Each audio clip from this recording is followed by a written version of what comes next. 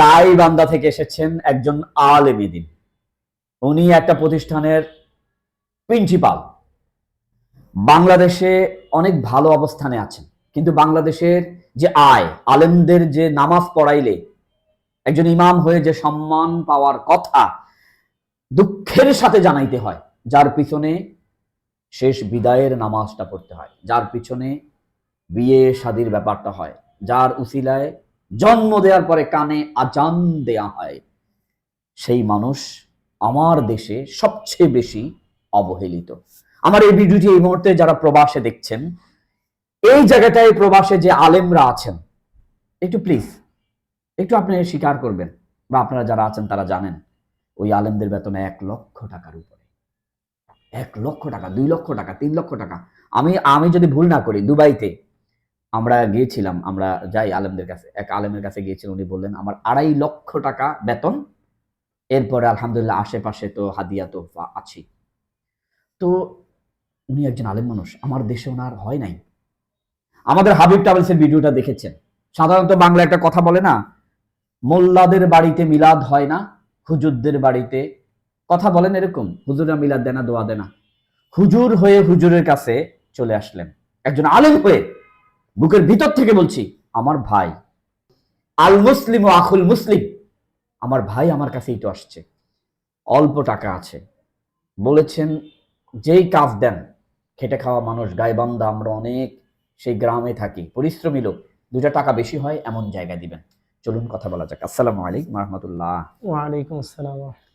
আলেম দ্বীন হযরত কেমন আছেন?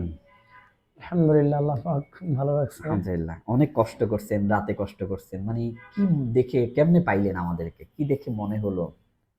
না, আমি আপনি আপনাদের জানেন। সাথে তো আমার ওই পরিমাণ যোগাযোগ ছিল না, তো এর আগে কখনো দেখিও নাই। তো হঠাৎ করে আমার আপনাদের ভিডিওটা অনলাইনে আসলো, সামনে আসার পরে আপনার কথাবার্তা পরে আমি এটা যাচাই বাছাই করার পরে দেখলাম যে না, আলহামদুলিল্লাহ আপনাদের সার্ভিস আলহামদুলিল্লাহ অনেক ভালো, যার কারণে মাশাআল্লাহ, কি সুন্দর আর কথা সবাই বলেছেন। ওলামায়ে কেরাম আল্লাহ তাআলা আসলে আপনাদের খেদমত হয়তো কবুল করছেন। এজন্য আমিন। আমারও মনে ধরছে যে না, আমি এত ট্রাভেলস দেখছি, তো ওনাদের এখানেই যাই।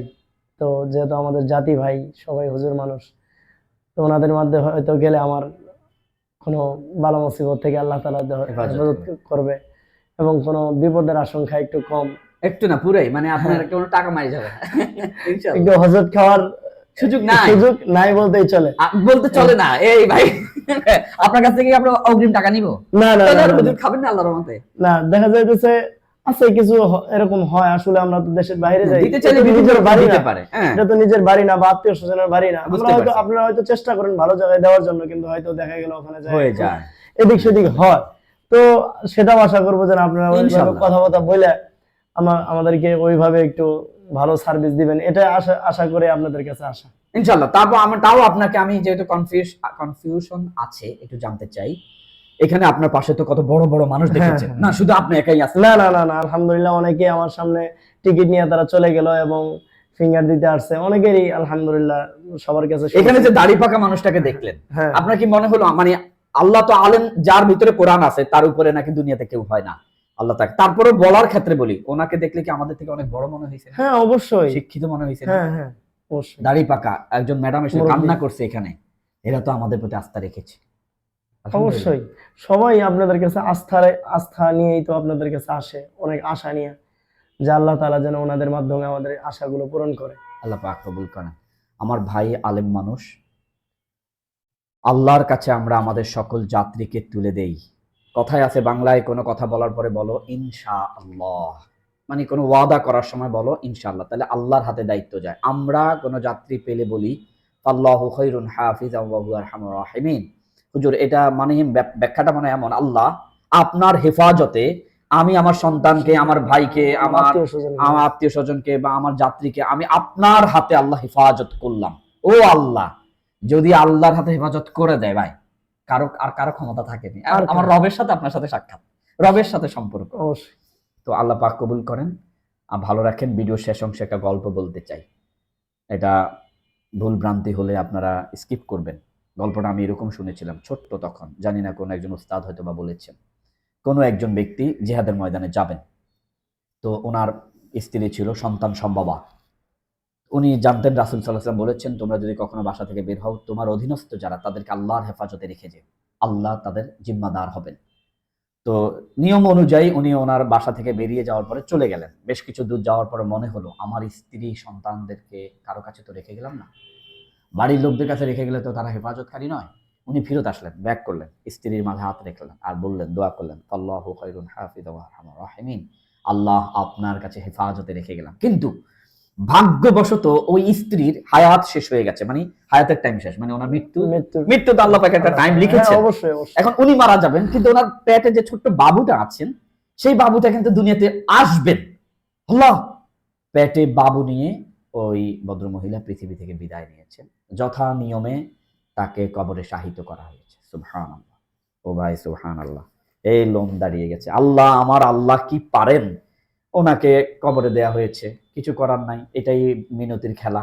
কিন্তু রব্বুল আলামিন প্রতিদিন সন্ধ্যার পরে অন্ধকার রজনীতে আশেপাশের লোকজন দেখতে পায় আসমান থেকে কবরের মধ্যে একটা বিকিরণ, একটা আলো, ঝিকিমিকি সাদা আলো, লাইট জ্বলে। কেন জ্বলে? কি কারণ? এর কোনো রহস্য পায় না। মানুষ গেলে সেটা থেমে যায় কিছু টাইমের জন্য, আবার জ্বলে।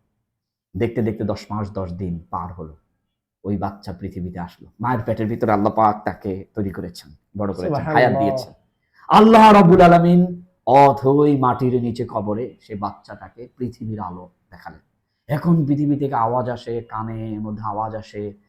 ওনার হাজবেন্ডকে বারবার ময়দানে দেখানো হচ্ছে, স্বপ্নে এলাকার আলেমদেরকে দেখানো হচ্ছে। এটা নিয়ে একটা মানে আল্লাহ পাকের একটা ইযা ওয়াকাআতিল ওয়াকিআতু লাইসা লিওয়াকাআতিহা কাযিবা। সূরা বাকারা গরুর গল্প, সূরা ইউসুফের, এগুলোর কোনো মিথ্যার সুযোগই নাই যে আল্লাহ গল্প করেন।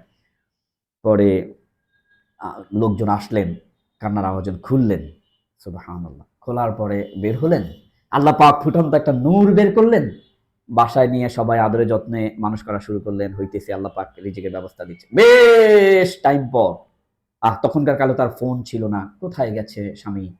দিন যায়, রাত যায়, মাস যায়, বড় হয়ে যায়, আল্লাহ পাক চালিয়ে নিচ্ছেন। বাবা ফিরে আসলেন। গল্প বড় হয়ে যাবে, বাকি গল্পটা আপনারা আশা করি বুঝে ফেলেছেন। এই হচ্ছে আল্লাহর হেফাজতে রেখে দেয়া। আল্লাহ যদি দায়িত্ব নিয়ে যান, কেউ আপনাকে মাটিতে টেনে ধরে ছেড়ে দিতে পারবে না। আল্লাহ যদি আপনার উপরে থাকেন, আপনার সামনে এগোনোর রাস্তাকে বন্ধ করতে পারবে না। আল্লাহ আপনি সাহায্যকারী হবেন। আমার ভাই আলেম মানুষ, এর থেকে উপরে বলার ভাষা নেই। শুধু আল্লাহ আপনাকে বলে আমার ভাইকে আপনার নজরে রাখবেন। আসসালামু আলাইকুম ওয়া রাহমাতুল্লাহি।